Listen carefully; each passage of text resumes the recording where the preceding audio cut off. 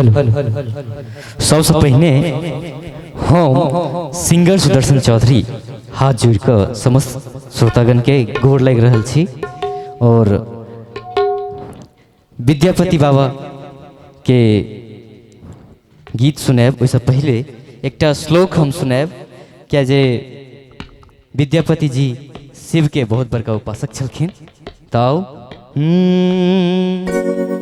कर्पूर गौरम करुणावतारम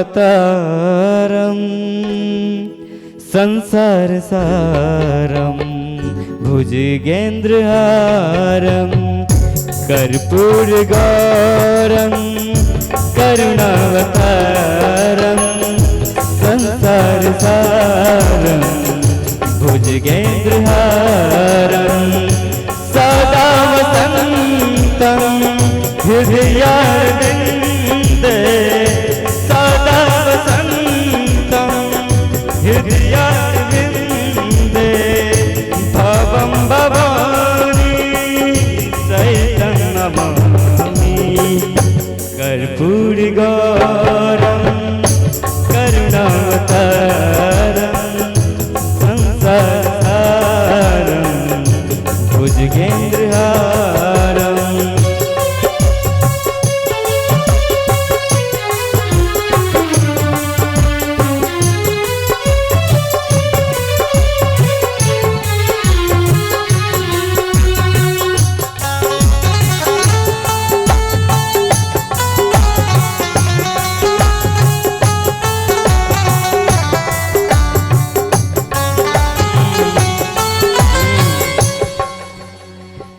हे हर हमरे करहु प्रतिपाला सब विधि बाझिलहु सब विधि बाझिलहु माया जाला।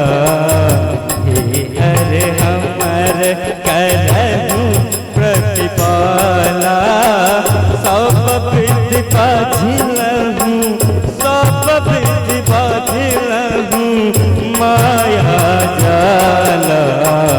हे हर हमर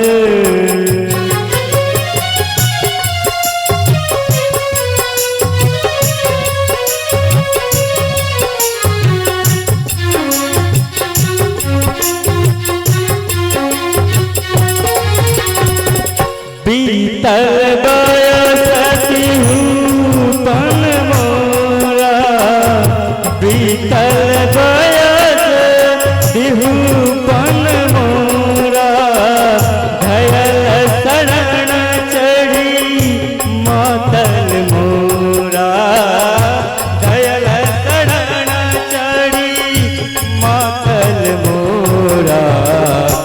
हे हर हमर करहु प्रतिपाला सब विधि बाझिलहु सब विधि बाझिलहु माया जाला।